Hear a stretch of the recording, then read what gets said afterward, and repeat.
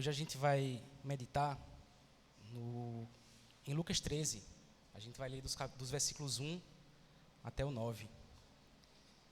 A gente já leu parte desse texto aqui na liturgia, né?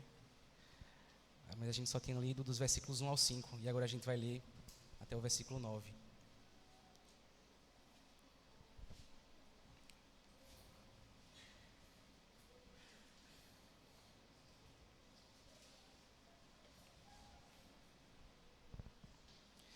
Lucas 13, dos versículos 1 até o 9. A gente vai ler o texto, em seguida a gente vai orar. Essa semana a gente vai orar também por Gabi e Daniel, não é? Então, durante toda essa semana, esteja em oração por essa família amada da nossa igreja. Pois bem, diz assim, irmãos, a palavra de Deus. Naquela mesma ocasião, chegando alguns, falavam a Jesus a respeito dos galileus, cujo sangue Pilatos misturara com os sacrifícios que os mesmos realizavam. Ele, porém, lhes disse: pensai que esses galileus eram mais pecadores do que todos os outros galileus, por terem padecido essas coisas? Não eram, eu vos afirmo. Se, porém, não vos arrependerdes, todos igualmente perecereis. Ou cuidais que aqueles 18, sobre os quais desabou a torre de Siloé e os matou, eram mais culpados que todos os outros habitantes de Jerusalém? Não eram, eu vos afirmo. Mas se não vos arrependerdes, todos igualmente perecereis. Então Jesus proferiu a seguinte parábola: certo homem tinha uma figueira plantada na sua vinha, e vindo procurar fruto nela, não achou. Pelo que disse ao viticultor: há 3 anos eu venho procurar fruto nessa figueira, e não acho. Podes cortá-la. Para que está ela ainda ocupando inutilmente a terra? Ele, porém, respondeu: Senhor, deixa ainda esse ano, até que eu escave ao redor dela e lhe ponha estrume. Se vier a dar fruto, bem está. Se não, mandarás cortá-la. Amém. Vamos orar, irmãos. Senhor Deus, louvado seja o teu nome, Pai. Exaltado seja o Senhor, pela tua graça, pela tua misericórdia, por nos permitir, Senhor, que hoje, no dia do Senhor, a gente esteja aqui, Pai, ouvindo a tua voz, sendo alimentado pela tua palavra e sendo guiado e conduzido, Senhor, pela tua santíssima lei, Pai. Nós te pedimos, Senhor, que o Senhor nos conduza aqui nesse momento em que que nós vamos nos calar e vamos ouvir, Pai, da tua palavra, da tua voz. Te pedimos, Senhor, que o Senhor nos instrua, que o Senhor nos guie, que o Senhor nos exorte onde tem que exortar, que o Senhor também nos conforte, Pai, nas coisas que o Senhor tem que nos confortar, e que o Senhor nos dê, Pai, dia após dia, mais fidelidade, Pai, ao Senhor e fé, Pai, no nosso Senhor Jesus Cristo. Senhor, nós também te pedimos, Senhor, pela família de Daniel, de Gabi, te pedimos que o Senhor derrame, Pai, da tua graça sobre essa amada família, Pai.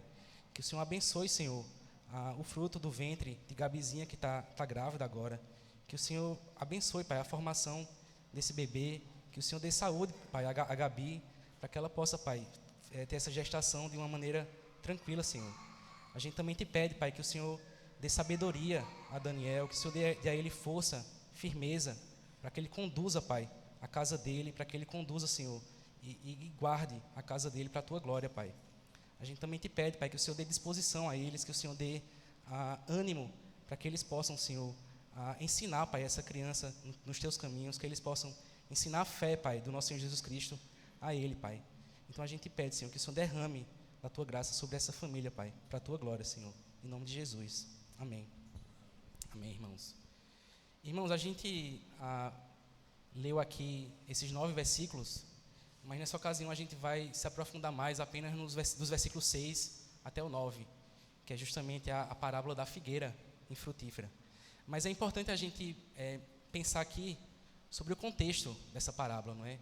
A gente vê no capítulo 13, no versículo 1, que o texto nos fala que existia uma ocasião, não é? O texto fala, naquela mesma ocasião. E a parábola também inicia no versículo 6 com a palavra então. Pois bem, irmãos, então veja que existe um contexto bem específico aqui, o qual Jesus está pregando essa parábola. Ele tem um objetivo bem claro aqui, ao contar essa parábola. No final do capítulo 12, irmãos, Jesus está falando aqui aos judeus que estavam ali ouvindo ele, sobre o juízo vindouro. Ele estava falando a esses judeus que eles não conseguiam entender os sinais do juízo vindouro. ele fala aos judeus que eles conseguem perceber os sinais do clima, eles conseguem perceber os sinais do tempo para prever se vai ter chuva ou se vai ter sol, mas ele fala a eles que eles não conseguem interpretar, digamos assim, os últimos dias. Eles não conseguem interpretar de maneira espiritual os dias dessa época, né, discernir essa época. E é nessa mesma ocasião que ele começa então o capítulo 13, aqui que a gente leu. Então esse capítulo ele inicia com algumas pessoas vindo a Jesus falar a respeito de alguns galileus que foram assassinados de uma maneira um tanto quanto cruel por Pilatos. E aí então esses que vieram falar isso a Jesus, eles estavam meio querendo insinuar que eles entendiam essa época. Eles entendiam os sinais do juízo por vir. Eles queriam insinuar, irmãos, que esse povo que foi morto dessa forma tão cruel por Pilatos, eles foram mortos porque, em um certo sentido, eles estavam sofrendo o juízo de Deus, porque eles eram mais pecadores do que outras pessoas. Mas Jesus, ele fala, irmãos, ele é muito rápido em nos ensinar aqui que eles não morreram dessa forma porque eles eram mais pecadores do que outras pessoas. No versículo 2 ele fala isso. E mais, ele também menciona um ocorrido, que 18 pessoas morreram após o desabamento da torre de Siloé, no versículo 4. E ele fala que não necessariamente esses que morreram dessa forma, eles eram mais pecadores ou mais culpados do que outras pessoas. E não sei se você tem aquela tia do WhatsApp, que ela está ligada nas últimas notícias, ela está ligada nos últimos desastres, e ela sempre relaciona esses desastres como sendo um juízo de Deus sobre certas pessoas que são, digamos assim, mais pecadoras do que outras. Jesus aqui, ele é rápido em nos ensinar que não, que se nós não nos arrependermos, todos igualmente pereceremos. Nós todos igualmente pereceremos. Então essa, irmãos, é a base dessa parábola. Essa é o fundamento sobre o qual Jesus aqui quer nos ensinar. Ele quer trazer essa imagem vívida ao nosso coração, ele quer trazer essa imagem prática para a gente, que se a gente não nos arrepender, que se nós não nos arrependermos, também nós pereceremos. Então no versículo 6 ele começa a parábola. Então Jesus proferiu a seguinte parábola: certo homem tinha uma figueira plantada na sua vinha. Veja, irmãos, era comum naquela época um agricultor, o dono de alguma plantação, ele ter uma outra árvore, uma árvore especial que ele plantava para colher os frutos dela. No caso do nosso texto aqui, esse homem tinha uma vinha, que era a sua plantação principal, a qual ele tirava a sua subsistência, a qual ele tirava o seu sustento, e aí ele tinha também uma figueira plantada ali na sua vinha. Então o objetivo dele então era ter essa figueira para ele desfrutar dos frutos dela, para ele desfrutar dos frutos da figueira dele. Não era necessariamente para ele ter o sustento ali daquela figueira, porque ele já tinha uma vinha a qual ele tirava o sustento dele, mas era muito mais para ele se deleitar ali nos frutos, né, da sua figueira, no fruto do trabalho dele. E como era algo da agricultura daquela época, irmãos, era algo comum naquela época, cultural, as pessoas que estavam ouvindo essa parábola, logo quando Jesus começa dizendo isso, que um certo homem tinha uma figueira plantada na sua vinha, aquelas pessoas certamente já assimilaram que alguns pressupostos, né, daquela época, por conta dessa cultura que havia, das pessoas terem uma figueira na sua vinha. Ficava implícito então, irmãos, para o pessoal que estava ouvindo a Jesus, que aquele homem que tinha uma figueira na sua vinha, ele certamente dedicava muito trabalho, cuidado nessa figueira. Ficava claro, irmãos, para aquele povo que estava ouvindo, que aquele homem tinha colocado a sua figueira no melhor local da sua vinha, para que pudesse produzir frutos. Ficava claro também para aqueles homens, irmãos, que a terra a qual a figueira foi plantada era uma boa terra, tinha um bom solo, porque ele tinha uma vinha, então a vinha necessitava necessariamente de um bom solo. Então tinha um bom solo ali para aquela figueira. Ficava claro também que aquele dono daquela figueira tinha cuidado daquela figueira, ele tinha colocado provavelmente cercas ao redor daquela figueira para protegê-la dos animais, para protegê-la da natureza. E também, como a parábola também nos diz, eles sabiam que aquela figueira ela estava sob o cuidado de alguém ali, todo momento cuidando dela. A parábola nos diz que tinha um viticultor cuidando daquela vinha e necessariamente também cuidando daquela figueira. O viticultor é aquele que cuida da vinha, não é? Que cultiva as vinhas.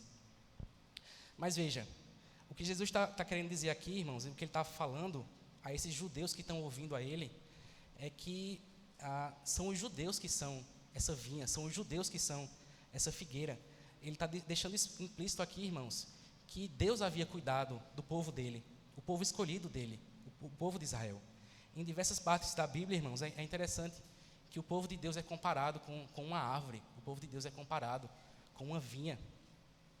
Deus então havia escolhido, irmãos, Israel dentre as nações do mundo. Deus havia então plantado, digamos assim, essa nação para frutificar, para que fosse uma figueira especial que produzisse frutos de qualidade para o seu Senhor. Na vinha do Senhor, no seu jardim, digamos assim, um jardim bem fértil, com um bom solo. Deus então, mas veja, se Deus ele plantou essa figueira, ele não precisava necessariamente da figueira, porque ele já tinha uma vinha. O Senhor, irmãos, o Deus Trino, ele já é completo em si mesmo, ele já tem a figueira, aliás, a vinha, a qual ele tira o seu sustento, a qual ele tira todo o seu prazer, a qual ele se deleita. O Deus Trino, irmãos, ele é satisfeito em si mesmo. Mas nesse movimento de transbordar de amor, o Senhor então decide plantar uma figueira. Ele decide então usar esse solo fértil que é essa vinha dele para plantar ali também uma figueira. O Senhor então é tão fértil que ele decide então, de maneira transbordante de amor, plantar uma figueira ali para o seu próprio deleite, para a sua própria alegria. Então ele decide, irmãos, plantar essa figueira, ele decide estabelecer um povo para si, o povo de Deus. E ele, irmão, certamente amou o seu povo, ele certamente estabeleceu uma aliança com esse povo. Primeiro, uma aliança de pacto de obras, que esse povo quebrou. E em seguida, ele restaura esse povo e dá uma aliança de pacto de graça, sem esse povo merecer. Ele cuida desse povo, ele enviou a esse povo profetas, ele enviou a esse povo as leis, a lei cerimonial, a tábua do testemunho, como a gente leu aqui. Ele estabeleceu o tabernáculo, deu todas as regras pelas quais o povo deveria construir o templo do Senhor. E ele estabeleceu o templo ali no meio do povo, no meio de um povo de lábios impuros, o Deus vivo habitava. O Senhor também escolheu Jerusalém, irmãos, para ser a sua morada, para ser a sua habitação e revelar a partir dali o Filho de Deus, Jesus Cristo, o Messias que viria.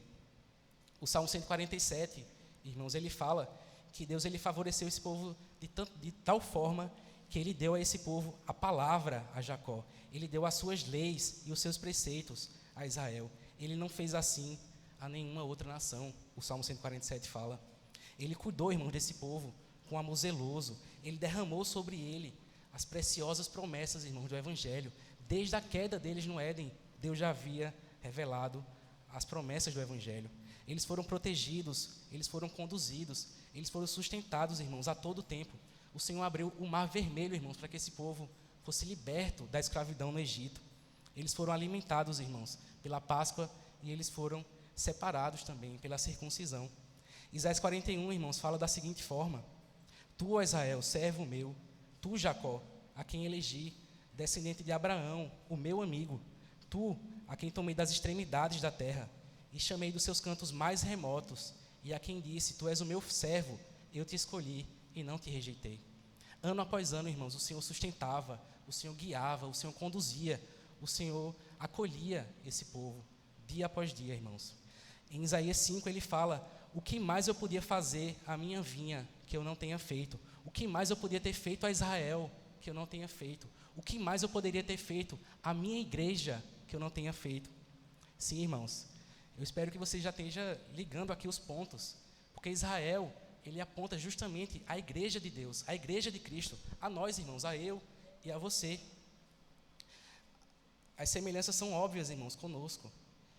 O Israel, irmãos, como a confissão de fé nos fala, esses termos que ela usa, ela era uma igreja de menor idade. Se Deus já havia cuidado, sustentado, e muito a Israel, quanto mais a nós, irmãos, que a gente já vive, não mais na prefiguração de Cristo, mas a gente vive agora na plenitude dos tempos, a gente vive agora na realidade de Cristo Jesus encarnado, o Deus entre nós. Nós, irmãos, como a figueira do Senhor, a noiva de Cristo, a gente tem o privilégio de já ter conosco o próprio Filho de Deus, nos guiando, nos instruindo, nos sustentando. A gente tem um testemunho claro, irmãos, na nossa mão, daquele que é o resplendor da glória de Deus, como fala em Hebreus, daquele que é a expressão exata do ser de Deus. E Ele tem, irmãos, nos sustentado dia após dia com o seu Consolador, que Ele prometeu que viria no dia de Pentecostes, e Ele cumpriu, vindo ali descendo sobre os filhos de Deus.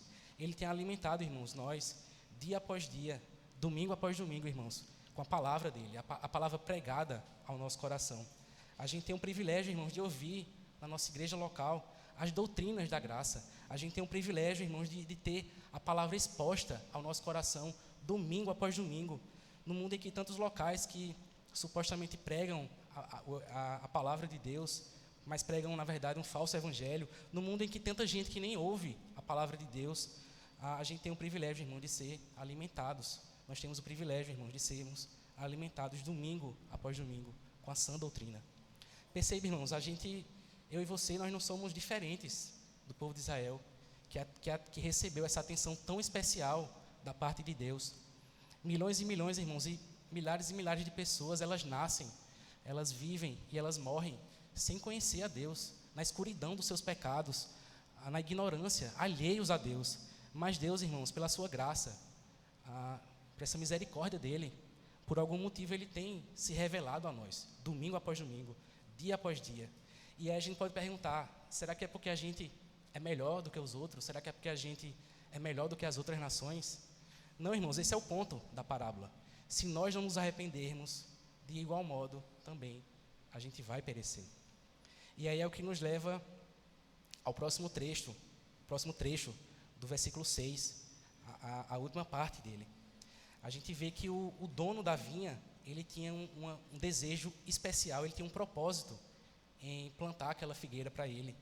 O nosso texto diz, e vindo procurar fruto nela. O texto diz que ele veio procurar fruto na sua figueira. Ele queria provar o fruto ali daquela figueira, ele queria se deleitar no trabalho da sua mão. Ele queria o fruto da sua figueira. Agora veja, irmãos, a figueira, não sei se você sabe, mas ela é uma das árvores mais frutíferas de todas. Ela costuma frutificar 10 meses durante o ano todo. Seria uma boa árvore para plantar lá na chácara, não é? Ela produz muito fruto. 10 meses durante o ano ela vai produzir fruto. Apenas em 2 meses ela não vai produzir fruto. Então era muito razoável, sim, que esse homem fosse buscar o fruto da sua figueira, porque ela produz muito fruto. Então é razoável que ele vá lá esperando que tenha fruto. Além disso, irmãos, se esse homem foi procurar fruto nessa árvore, quer dizer que ela era uma árvore que já era madura, porque existe uma lei cerimonial em Levítico 19 que fala que as árvores que proíbe o dono de uma árvore frutífera de colher os frutos nos 3 primeiros anos. Ou seja, o dono de uma árvore frutífera ele não pode ir buscar fruto na árvore, justamente por causa dessa lei que tem como ideia que o dono ele tem que esperar a maturidade dessa árvore, ele tem que aguardar os 3 primeiros anos após ele plantar a árvore frutífera. E também tem uma lei que fala que depois desses 3 anos, no 4º ano, o fruto que ele colhe tem que ser entregue como louvor ao Senhor. Então essa árvore certamente era uma árvore que já era madura, já tinha aguardado esses 3 anos iniciais para que ele fosse então buscar fruto no 4º ano. E Jesus certamente está levando em conta essa lei, porque ele não veio, certamente anular a lei, mas ele veio para cumpri-la. Então veja a situação dessa figueira, irmãos. Ela era uma árvore, certamente, que já era madura, ela era uma árvore que estava pronta, para dar frutos. Ela era uma árvore que tinha um cuidado muito especial, tinha um viticultor cuidando dela, E, sobretudo, ela era uma árvore que dá muito fruto, é uma árvore que se espera muito fruto dela. Então, irmãos, não tem como haver alguma desculpa para essa figueira não frutificar, porque ela tem todas as condições necessárias para que ela frutifique. E Jesus, então, nos fala que o dono foi procurar frutos nessa figueira. E é interessante, irmãos, que quando você vai procurar fruto na figueira, é necessário você fazer uma procura mais cuidadosa para você encontrar frutos nela. Porque os frutos eles ficam meio que escondidos por trás das folhas da figueira. Então, de longe, você não consegue ver se a figueira tem fruto ou não. Você tem que se aproximar mais dela para poder enxergar se tem fruto ou não na figueira. É diferente, por exemplo, da mangueira que a gente tem aqui. É fácil a gente ver de longe se tem manga ou não. Mas a figueira você precisa ter uma pesquisa, uma busca mais minuciosa, digamos assim. É como se o dono, ele de longe visse a figueira ali bem frondosa, com as suas árvores, com as suas folhas bem verdes, e ele dissesse consigo mesmo, a figueira está bem cuidada, já está na época de dar fruto, então deixe-me ver se tem fruto nessa figueira. Deixe-me sondar essa figueira, à procura de frutos. E a gente cantou aqui, irmãos, nós cantamos aqui, sonda-nos, Senhor. A gente cantou a música da comunidade da vila, clamando a Deus que nos sondasse. E é justamente isso, irmãos, que o Senhor faz. Ele sonda o nosso coração. Ele procura em nossas vidas frutos também. Ele procura frutos, digamos assim, na nossa figueira. É como se a gente fosse a figueira e o Senhor tivesse procurando por detrás das nossas folhas o fruto, né? Fruto genuíno de fé, fruto genuíno de arrependimento, que nos distingue, irmãos, das árvores infrutíferas, que nos distingue dos ímpios. Ele procura, irmãos, fruto em nós. Ele procura fruto em nossas vidas. Seja fruto pequeno, seja um fruto grande, seja muito fruto, seja pouco fruto. O Senhor procura fruto em nós. E aí então ele pergunta, irmãos, a cada um de nós, será que a gente tem frutificado? Seja você uma criança, seja você alguém mais experiente, o Senhor pergunta a cada um de nós, irmãos, sua vida tem frutificado? A sua figueira tem frutos?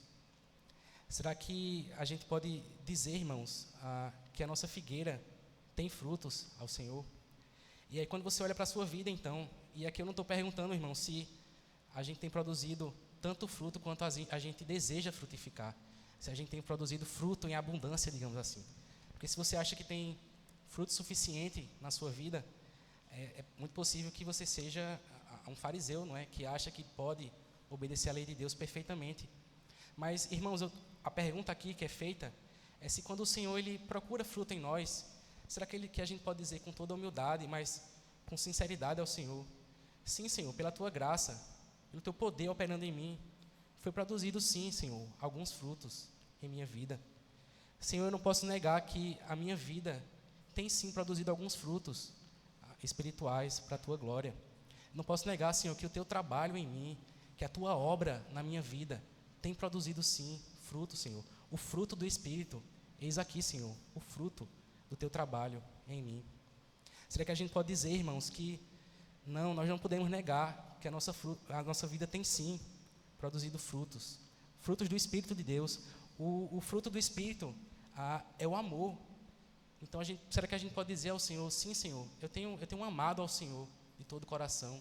Sim, Senhor, eu tenho amado o Senhor, eu tenho amado o meu próximo como a mim mesmo. O fruto do Espírito é alegria, paz, longanimidade, benignidade, bondade, fidelidade, mansidão e domínio próprio.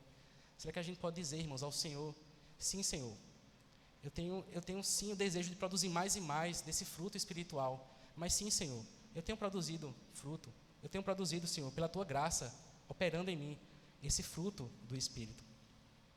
Será, irmãos, que quando o Senhor sondar o nosso coração, sondar a nossa vida, será que Ele vai encontrar fruto em nós? Será que a gente pode dizer ao Senhor: sim, Senhor, eu tenho, em certa medida, pela Tua graça, tido desejo e tido a capacidade, digamos assim, de buscar a Tua glória em minha vida?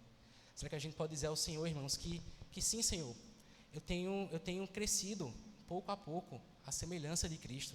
Sim, Senhor, eu tenho me alegrado sempre no Senhor e perseverado nas provações.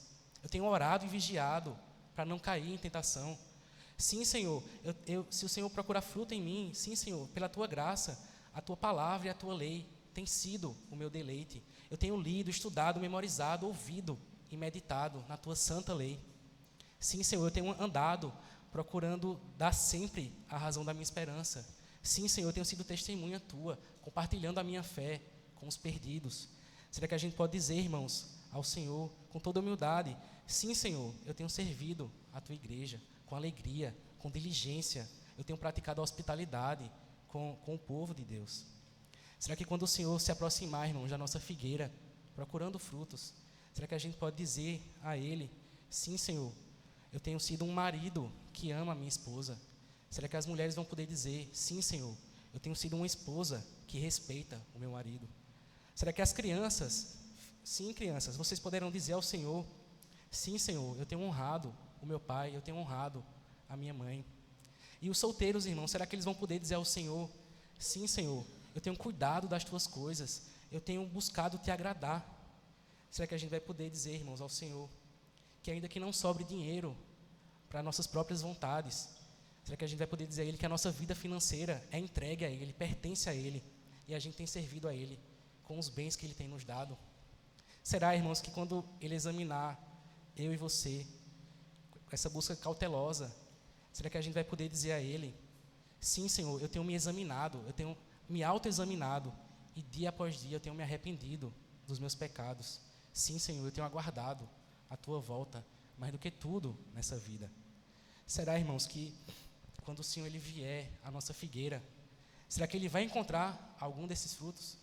Ainda que em pequena medida, será que Ele vai encontrar? Será que Deus vê fruto, irmãos, quando Ele olha para a árvore da nossa vida? Ou será que Ele vai dizer, irmãos, como na continuação do versículo 6, no final do versículo 6, vindo procurar fruto nela, não achou. Ele não achou nenhum fruto, irmãos, nenhum sequer, nenhum fruto pequeno, nenhum fruto grande, nenhum fruto de qualidade. Será que nós apenas, irmãos, temos absorvido as riquezas da terra? Será que a gente apenas foi privilegiado pelo amor do Senhor, mas a gente tem desperdiçado todo esse cuidado dEle com a nossa vida, sem produzir fruto algum? Será que a árvore da nossa vida, irmãos, desperdiçou, não é, todos os minerais dessa terra fértil, dessa água abundante que há nessa figueira, na vinha do Senhor, produzindo apenas, digamos assim, belas folhas, para ser uma figueira muito frondosa, mas sem fruto algum? Querido irmão, se Deus Ele não vê, de fato, nenhum fruto na sua vida, exceto talvez o fruto da incredulidade, da falta de fé, o que é que vai acontecer, irmãos? Qual é a consequência disso? Qual é a consequência, irmãos, da falta de frutos? E isso nos leva justamente ao próximo versículo, versículo 7. Pelo que disse ao viticultor: há 3 anos eu vim procurar fruto nessa figueira e não acho. Podes cortá-la. Para que está ela ainda ocupando inutilmente a terra? Podes cortá-la, irmãos. São palavras duras, digamos assim, mas são palavras que o Senhor fala aqui nessa parábola. Veja, irmãos, o homem, ele já havia esperado ali, como a gente viu, pelo menos 3 anos para que essa figueira produzisse frutos, seguindo ali a lei de Levítico. Então, o texto nos fala que após isso, durante 3 anos, ele foi até lá procurar fruto. Ele foi no 4º ano, não achou fruto. Foi no 5º ano, não achou fruto. Foi no 6º ano, não achou fruto. Durante 3 anos, ele foi lá buscar fruto nessa figueira.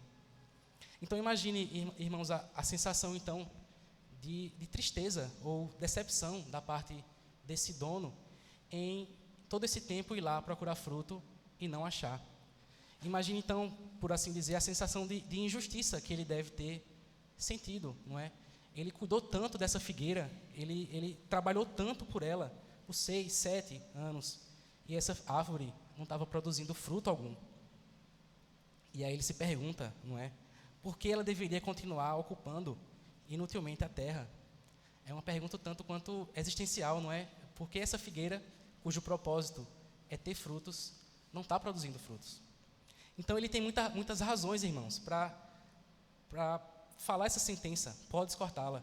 Ele tem muitas razões, irmãos, para se livrar dessa árvore, queimá-la, jogá-la fora, lançá-la ao fogo.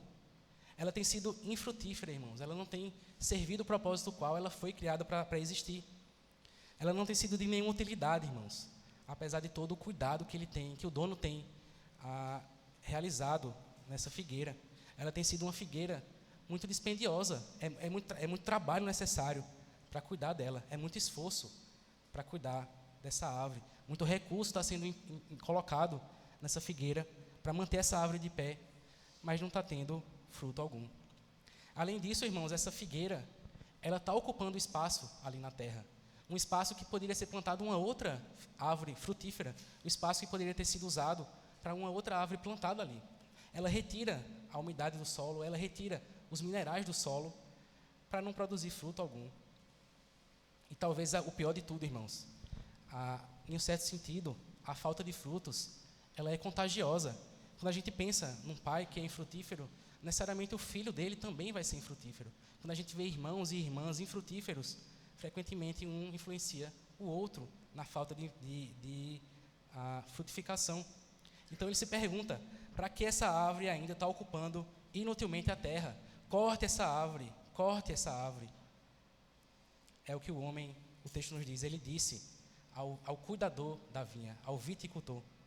Agora, irmãos, a gente precisa perceber aqui, no nosso texto, que Jesus ele transforma essa parábola em um diálogo entre o dono da vinha, o dono da figueira, e o cuidador da vinha, o viticultor. E veja, no versículo 7, é o pai que fala ao cuidador da vinha: há 3 anos eu venho procurar fruto nessa figueira e não acho. Podes cortá-la.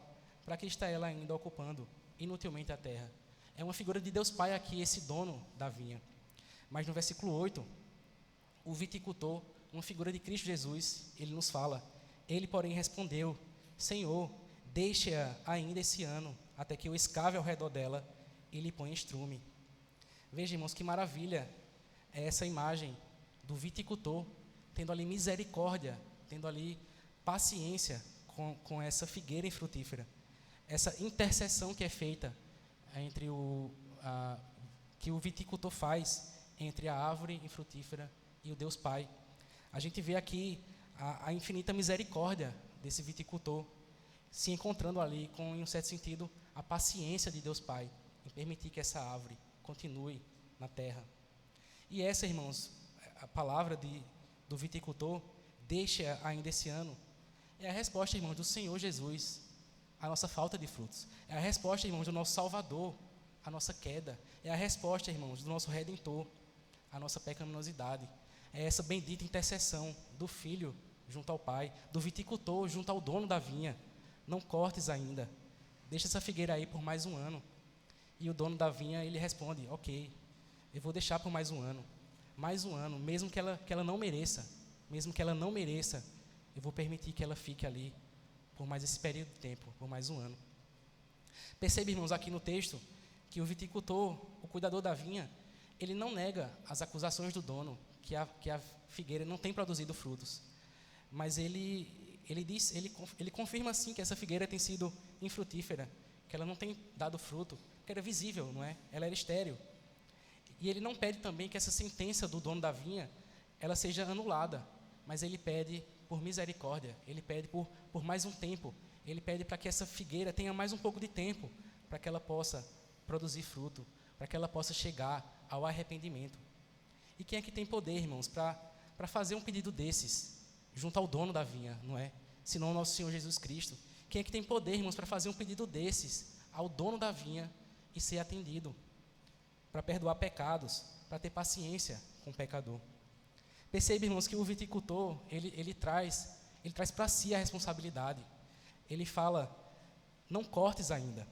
E era muito possível, irmãos, que se passasse mais um ano que ele pediu e essa figueira não produzisse frutos, ele poderia ficar com o nome manchado com o dono da vinha, não é? Porque o dono da vinha poderia dizer: está vendo, eu falei, a gente devia cortar, a gente perdeu mais um ano aqui por conta desse seu pedido.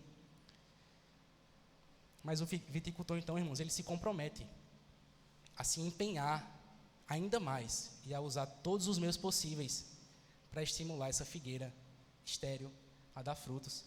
É o que ele diz no final do versículo 8. Eu vou escavar ao redor dela e eu vou pôr estrume. Que palavras gloriosas, irmãos, do nosso Senhor Jesus Cristo, o nosso profeta, nosso sacerdote, o nosso rei.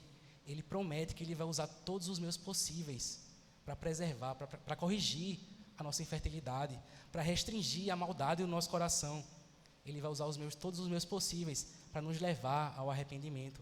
Ele diz: eu vou cavar ao redor dessa figueira, eu vou quebrar esse solo duro, esse solo seco, eu vou quebrar esse coração de pedra e eu vou colocar um coração de carne. Eu vou quebrar essa terra árida com a minha lei. Eu vou enviar pregadores para essa figueira, para pregarem sobre a justiça, o juízo e o pecado, por pecado, a justiça e o juízo. Mas além disso, irmãos, ele diz: eu vou também colocar estrume ao redor dessa figueira, eu vou adubá-la, eu vou enriquecer mais e mais o solo dessa figueira, colocando fertilizante ao redor dela, colocando o meu santo evangelho, o evangelho da paz, as doces pregações, irmãos, do evangelho, da graça do Senhor, para fertilizar essa terra seca pelo trabalho do Espírito Santo. Mas além disso, irmãos, esse é sobretudo, irmãos, a intercessão do nosso Senhor Jesus Cristo, com a figueira também das nossas vidas, irmãos. Como o apóstolo Paulo diz, se nós somos infiéis, ele permanece fiel, pois de maneira nenhuma ele pode negar-se a si mesmo. Irmãos, o povo escolhido pelo Senhor Jesus Cristo, o povo o qual o Senhor Jesus Cristo diz, deixa essa figueira aí ainda. Ele se compromete, irmãos, em fazer com que essa figueira produza frutos. Esse que se comprometeu, o viticultor que se comprometeu, o nosso Senhor Jesus Cristo, ele é poderoso para cumprir a promessa a qual ele fez. Como diria o apóstolo Paulo, irmãos, eu estou plenamente certo de que aquele que começou a boa obra em nós há de completá-la até o dia de Cristo. Mas veja, irmãos, no versículo 9, o dono da figueira, ele ainda está procurando frutos nela. Ainda que haja essa misericórdia do viticultor, ainda que haja esse cuidado extra do viticultor, o dono da figueira ainda espera que haja frutos. Ele fala, se vier a dar fruto, bem está. Após esse 1 ano de cuidado, se vier a dar fruto, bem está. Se não, mandarás cortá-la. Percebe, irmãos, esse é o ponto principal da parábola. O dono, ele concorda sim que a árvore, ela precisa produzir frutos. Ele concorda sim que vai permitir que tenha mais 1 ano ali de misericórdia com essa figueira. Ele concorda sim que vai ter mais 1 ano que essa figueira vai estar lá na terra. Mas ele concorda então com essa afirmação do viticultor. Se ela vier a dar fruto, bem está. Se não, mandará cortá-la. E veja, irmãos, a gente vê esse termo aqui, bem-estar, e esse termo, essa palavra, ela não está presente no texto original.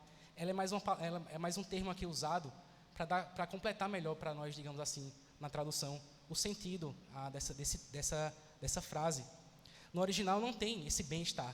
Então, é como se a gente lesse assim, se vier a dar fruto, se não, mandarás cortá-la. É como se tivesse reticências aqui, entre o dar fruto e se não, mandarás cortá-la. Então fica essa ideia em aberto. Será que a figueira vai dar fruto? Será que ela vai frutificar ou não? Será que a nossa vida vai dar fruto? Será que nós vamos frutificar ou não? E fica essa pergunta então, para cada um de nós. E como Jesus disse a Nicodemos, irmãos, em João, o vento, ele sopra onde quer, ouves a sua voz, mas não sabes de onde vem, nem para onde vai.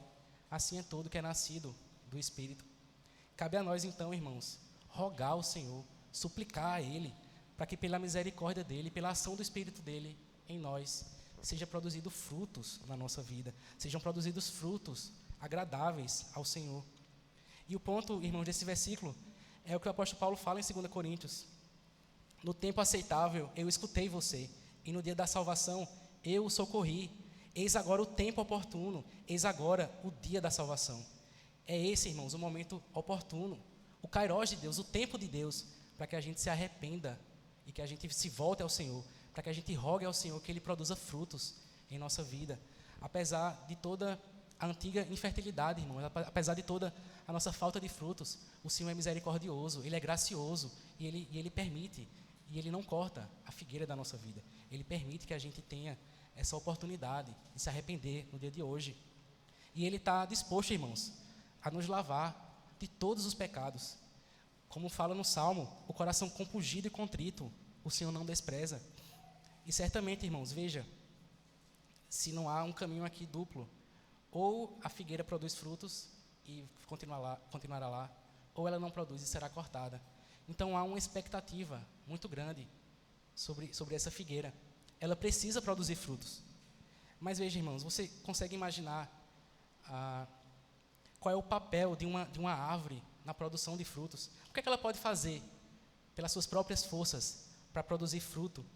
A gente precisa saber muito sobre a botânica, não é? Para saber que o papel ativo ali da árvore é muito limitado. A árvore não tem, digamos assim, poder algum em si mesma para produzir esses frutos. Ela necessita, então, de várias variáveis ali que são externas a ela. E é similar, irmãos, com a gente também. O nosso papel na produção de frutos é muito limitado, irmãos. A gente é fraco, a gente é carente. A gente precisa, irmão, nessa obra, absolutamente, do Deus Trino operando em nós, operando essa obra completa de restauração da nossa vida, nos fortalecendo, nos conduzindo e nos guiando. Foi o Pai, irmãos, que declarou, tem uma figueira para si, desde a eternidade, digamos assim. Ele tinha a sua vinha e decidiu colocar esse povo na sua vinha, colocar essa figueira nessa vinha, para redimir esse povo desde toda a eternidade. Foi o Filho, irmãos, a segunda pessoa da Trindade, que satisfez tudo que era necessário, irmãos, para que esse povo fosse redimido. Ele cavou e adubou essa árvore para que produzisse fruto. E ele também é o maior modelo de figueira frutífera que a gente pode ter.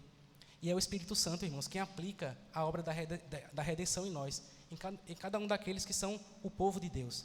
É o Deus triuno, irmãos, que age em todo momento para que essa figueira frutifique.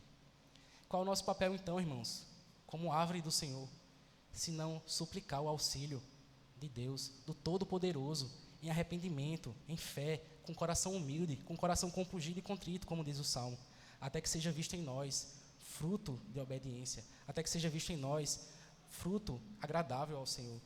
Nós temos então, irmãos, que dia após dia dizer à nossa alma: venha minha alma, olhe para Jesus e olhe para si mesma, olhe para Cristo, a figueira frutífera, e olhe para si mesmo de novo e de novo e de novo, até que ela seja transformada à imagem de Cristo, até que ela seja frutífera à imagem de Cristo. O apóstolo Paulo fala aos Coríntios, irmãos: o amor de Cristo me constrange. E a ideia aqui do apóstolo Paulo é que o amor de Cristo é o motor que leva a vida dele a andar, a funcionar. É o amor de Cristo que aduba a vida dele para que ele produza frutos. Ele enche a nossa boca, enche o nosso coração, ele fortalece os nossos pés para que a gente possa andar no caminho da eternidade, para que a gente produza frutos agradáveis a Deus. Se a gente deseja, irmãos, produzir frutos, se a gente deseja produzir frutos de qualidade ao nosso Deus, se a gente deseja produzir fruto em abundância, se a gente deseja, irmãos, estar livre dos nossos pecados, a gente deve correr dia após dia, irmãos, para Cristo Jesus, o bendito viticultor, o cuidador da vinha. É Ele, irmãos, o único que a gente pode recorrer. Então, que a gente corra, irmãos, para Cristo, todos os dias, todos os momentos da nossa vida, que a gente recorra ao nosso Salvador em todo o tempo. E é somente nele, irmãos, e na palavra dele, que a gente vai encontrar alimento sólido para adubar o nosso coração. É somente estando unido a Cristo que a gente vai poder ter certeza, irmãos, de que sim, a gente vai frutificar pela graça dele. Amém. Bem-aventurado, irmãos, o homem que não anda no conselho dos ímpios, que não se detém no caminho dos pecadores, nem se assenta na roda dos escarnecedores. Antes, o seu prazer está na lei do Senhor, e na sua lei ele medita de dia e de noite. Ele é como uma árvore plantada junto à corrente de águas, que no devido tempo dá o seu fruto, e cuja folhagem não murcha, e tudo quanto ele faz será bem sucedido. Os ímpios não são assim, são porém como a palha que o vento dispersa. Por isso, os perversos não prevalecerão no juízo, nem os pecadores na congregação dos justos, pois o Senhor conhece o caminho dos justos, mas o caminho dos ímpios perecerá. Amém. Vamos orar, irmãos.